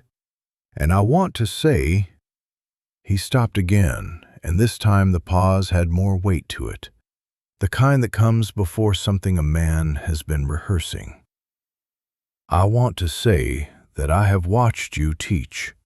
Twice. Through the window, before school, when the children were already settled. I did not announce myself because I did not want to alter what I was observing." Josephine looked at him steadily. "And what did you observe?" "I observed a woman who knows the difference between a child who is struggling and a child who is afraid," he said, "and who treats those two things differently." She said nothing. "I observed you put a piece of paper on a boy's desk without saying a word to him," he said. "I watched him read what was on it. I watched his face." He set his hat on his knee. "I don't know what was written on that paper, Miss Holt, but I know what I saw." Josephine thought of Denny Aldridge, his 7-year-old shoulders squared against the desk, his finger moving along the 3 words she had written. "You did well." She had not thought anyone had seen that. She had been careful. "You were watching from the east window," she said. "I was. I'll remember that." Tuck almost smiled. "I'm not here to tell you that you have my confidence," he said. "You don't need my confidence. You've already earned your contract, and the vote went your way, and you'll do your work regardless of what I think of it. I know that about you already." He paused. "I'm here because I owe you an accounting of my own conduct, and I believe in paying debts before they go bad." Josephine looked at him for a long moment. He held the look without flinching, and she gave him credit for it. "All right," she said. "You've paid it." He nodded once and rose from the low bench with more dignity than the bench deserved. He was reaching for his hat when the door opened and the cold came in again, and they both turned. Calvin Aldridge stood in the doorway. He looked at the Reverend first, then at Josephine, then at the Reverend again. A quick, assessing sweep. the kind a man makes when he walks into a room and needs to understand it in 3 seconds. He had a length of lumber balanced on one shoulder, and his hat was pulled low against the cold. "Reverend," he said. "Calvin." Tuck settled his hat on his head. "I was just leaving." He looked at Josephine once more, something in his expression that wasn't quite apology and wasn't quite absolution, but was somewhere in between. "Good morning, Miss Holt." "Good morning, Reverend." Tuck edged past Calvin in the doorway, and then his boots were on the steps, and the door was swinging shut, and Josephine was alone in the schoolhouse with Calvin Aldridge and a length of lumber and the particular quality of silence that follows a third party's departure. Calvin set the lumber down against the wall beside the door. He straightened up and looked at the door frame, specifically at the left side of it, where the wood had warped over the summer and pulled away from the jamb, leaving a gap that let in cold air all along the hinge side. Josephine had stuffed it with a strip of cloth torn from an old petticoat and had not told anyone.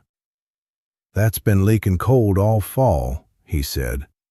"I'm aware," she said. "I've got the wood for it." "Take me about an hour. The children come at 8. I know when school starts." She watched him crouch down and examine the base of the frame, running his thumb along the gap with the same unhurried attention he apparently gave everything.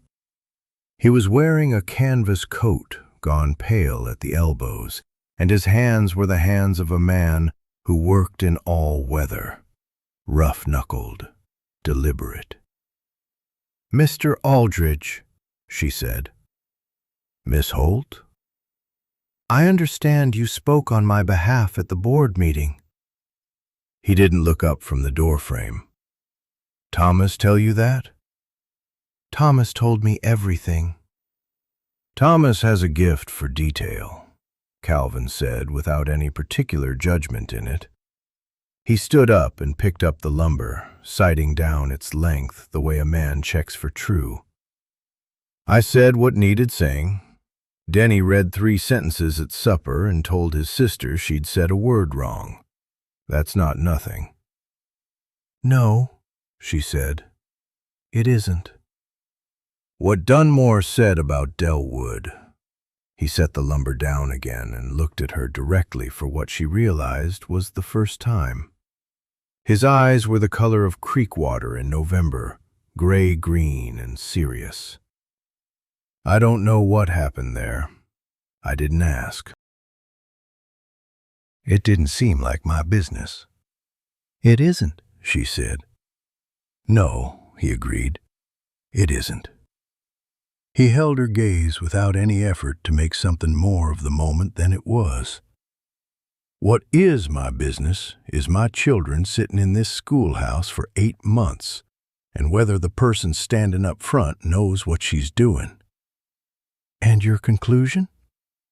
"She does," he said. Simply, without ornamentation. The way he would have said the fence is straight or the well's gone dry. Josephine had received compliments before.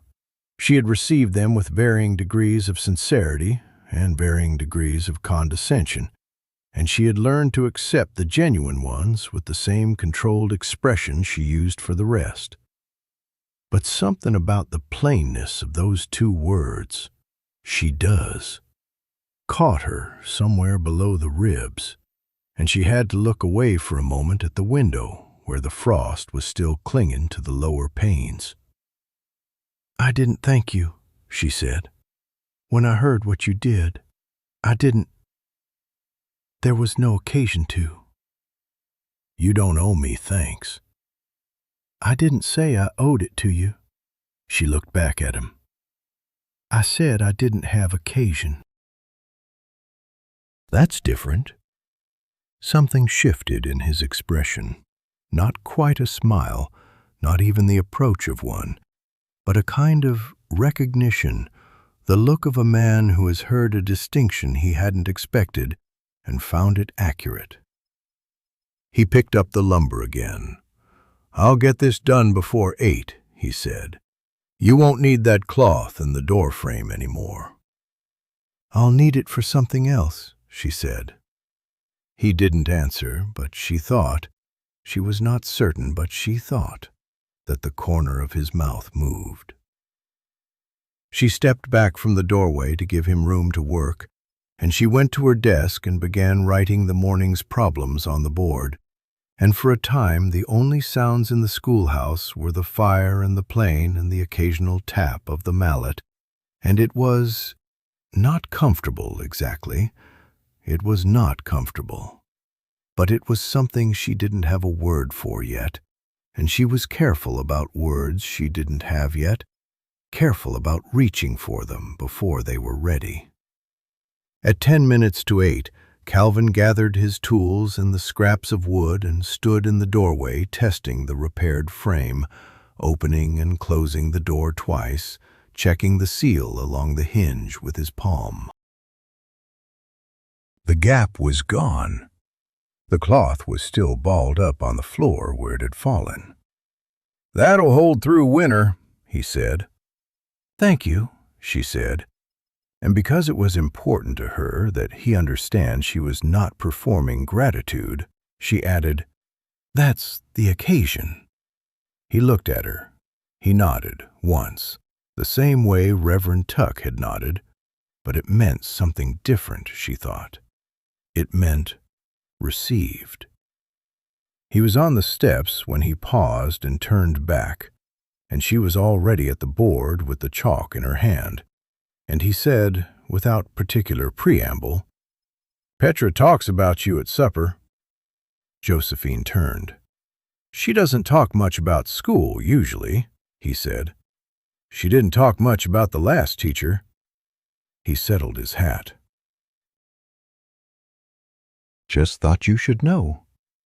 He was down the steps and across the yard before she could answer, and she stood at the board with the chalk held still against the slate, watching through the window as he crossed the frozen grass toward the road, and she was thinking about Petra, composed, self-possessed, careful Petra, who had arranged for Thomas to meet Josephine at the crossroads on the very first day. And she was thinking about what kind of man raises a daughter like that alone, and what it costs him, and what he notices and what he doesn't say. The first child appeared at the gate. Josephine turned back to the board, but the chalk stayed still for just a moment longer than it needed to. She did not see Calvin Aldridge again for 11 days. On the 12th day, Petra came to school with a note folded inside her reader, not addressed to Josephine, not signed, just a single line in handwriting she already knew, the name of a book and a question mark. She wrote back with just the page number. The notes went back and forth for 3 weeks before they became something else. Not letters, they were never long enough for that. A title, a page number. A single line Josephine would copy out in her careful school teacher's hand, the kind of line that answered the question he hadn't quite asked. He would send back a word or two, yes, or not that part. Once, simply, again. Petra carried them without comment, which was itself a form of comment. The girl had her father's quality of silence, the kind that did not need filling. In March, the contract renewal came from the territorial office, 2 pages of bureaucratic language that amounted to one question: would she stay?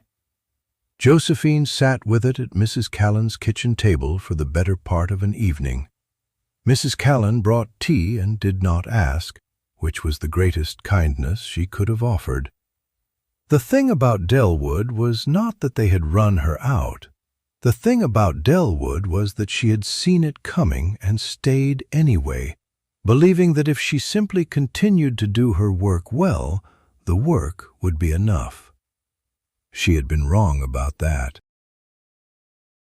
She had been wrong about the particular arithmetic of goodwill, that it accumulated, that it held, that it could be spent in defense of a woman who had no husband and no family name worth anything in that county, and an opinion she had not thought to hide. She had learned to be a better accountant since then. She picked up her pen and signed the contract. Agnes Pryor brought it to the territorial office herself, which saved Josephine the walk and also the 3-cent stamp, though Agnes did not mention either of these things. She simply appeared at the schoolhouse door on a Thursday afternoon after the children had gone, held out her hand for the envelope, and waited. Josephine gave it to her. Agnes looked at the address on the front.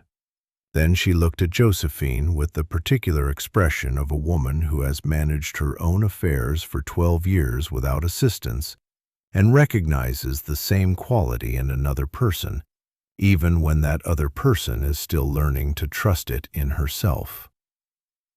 "There's a jar on your step," Agnes said. "Apricots. Last of what I put up in September." "You've been leaving those?" Josephine said. "I have." "I didn't know it was you until February." Agnes tucked the envelope under her arm. "I know you didn't." She left without further explanation, which was, Josephine had come to understand, Agnes Pryor's way of saying everything she meant. The fence on the schoolhouse's north side had been leaning since January. One of the posts had heaved in the frost, and 3 rails had come loose, and the whole section sagged in a way that was not yet fallen, but was plainly intending to be. Josephine had noted it in her letter to the board in February, requesting repair.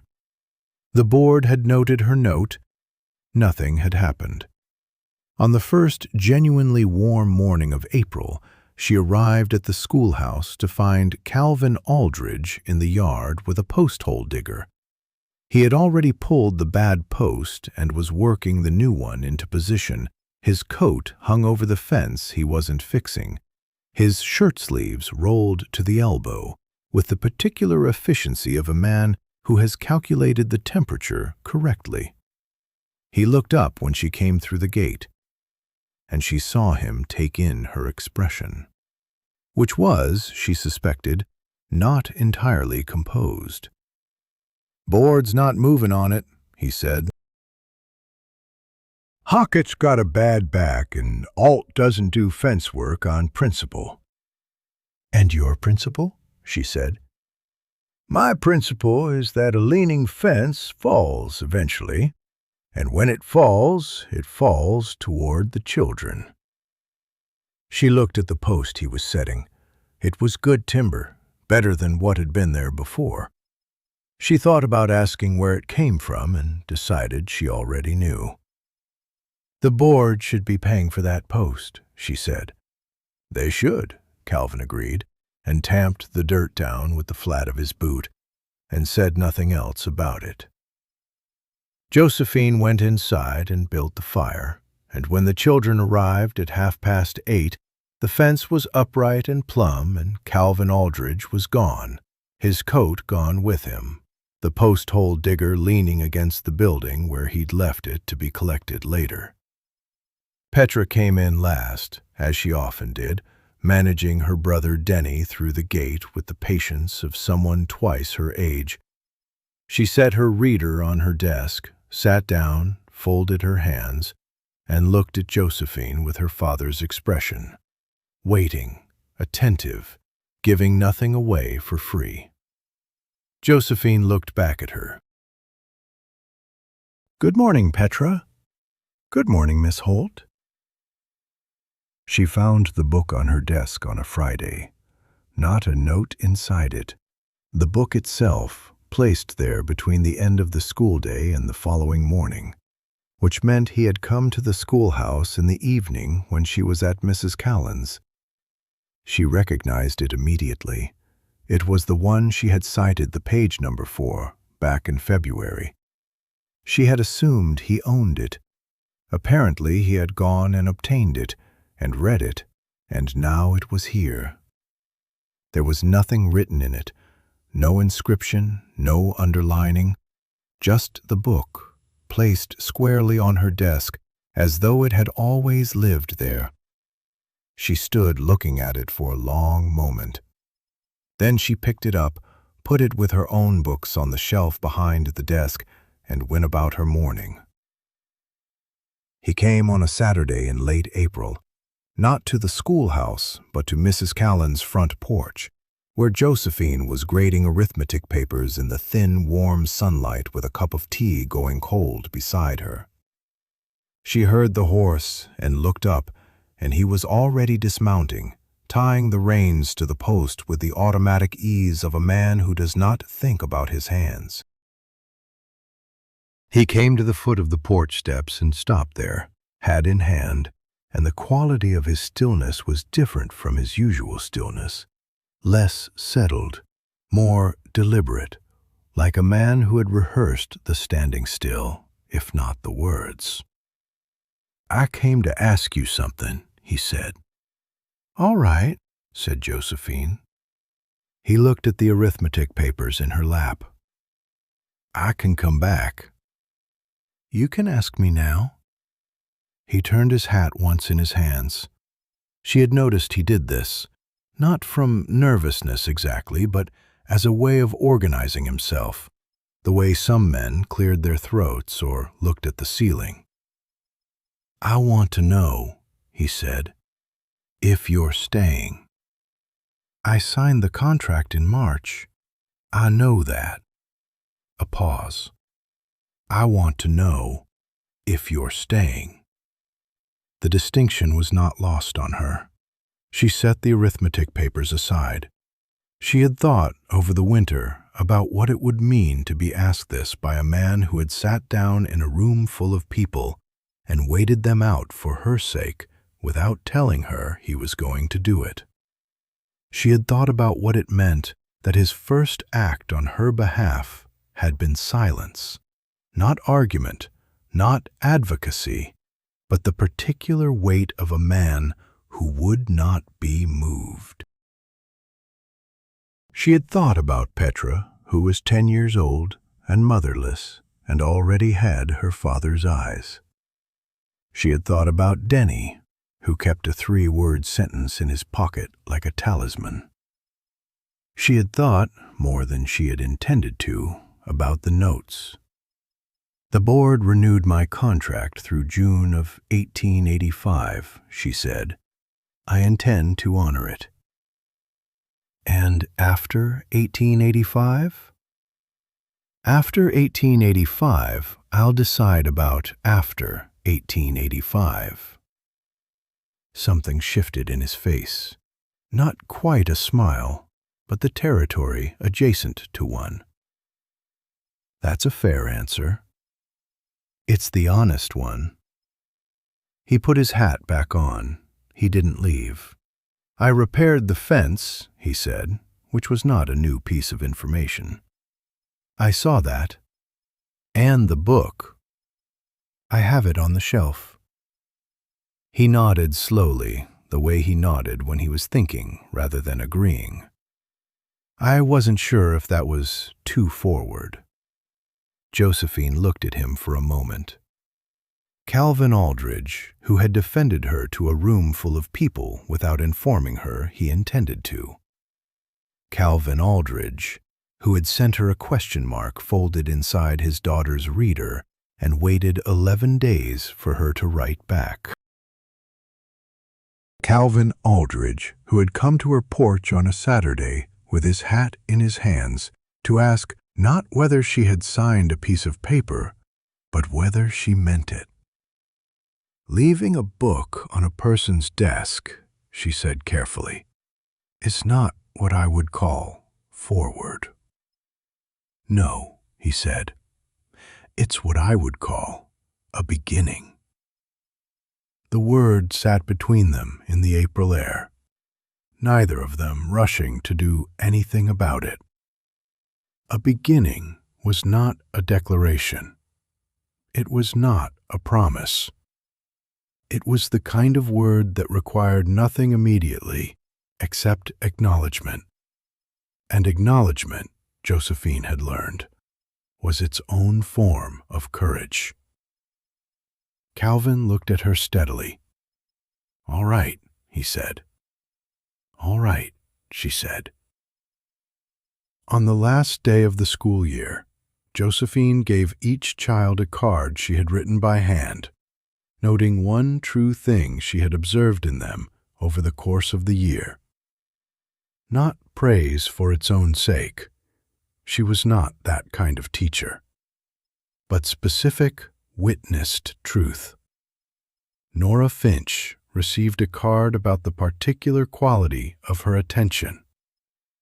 Eli Marsh received one about courage, which startled him visibly, and which he folded into his shirt pocket with great care. Thomas Briggs received one about loyalty, which he read twice, quietly, and did not speak about. Denny Aldridge's card said, "You read 6 books this year. I counted." He stared at it. Then he looked up at her with his wide, unguarded 7-year-old face and said, "6?"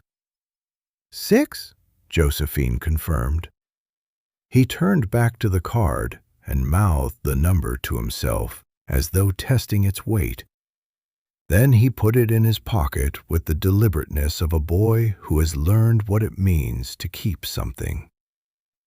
Petra's card she saved for last. She placed it face down on the desk as the other children filed out into the warm afternoon. Petra remained, as Josephine had expected she would, tidying her desk with unnecessary thoroughness. When she finally turned the card over, it said, "You were the first one. I have not forgotten." Petra read it again. She looked up at Josephine with an expression that was, for once, not her father's. That was entirely, unmistakably her own, young and undefended and quietly glad. "Will you be here in September?" she asked.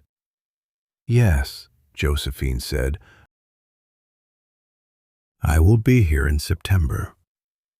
Petra nodded once, picked up her reader, and walked out into the afternoon where her brother was already running in circles in the yard, and the fence stood straight and solid against the spring sky. Agnes Pryor left a final jar of apricots on the schoolhouse step sometime that evening. By the time Josephine found it the next morning, the preserves had caught the early light and gone amber and gold, and there was a note tucked under the lid that said only, "Next fall, I'll put up extra." Josephine stood in the doorway of the schoolhouse she had first entered in September with her trunk and her crate of books and her careful distrust of welcome, and she held the jar in both hands, and she let herself understand that she had not simply survived this place. She had become, without entirely planning to, a part of it. The morning was clear. The mountains to the west were still carrying their snow, but down here in the valley the ground had turned, and the cottonwoods were coming in pale green along the creek, and somewhere behind the schoolhouse a meadowlark was making its unreasonable claim on the morning. She went inside. She wrote the date at the top of the blackboard, May 18th, 1884. Below it, after a moment's thought, she wrote, "What we have done this year." And then she began to fill in the list, and she did not stop until she had written down everything she could remember. It took a long time, There was a great deal to account for.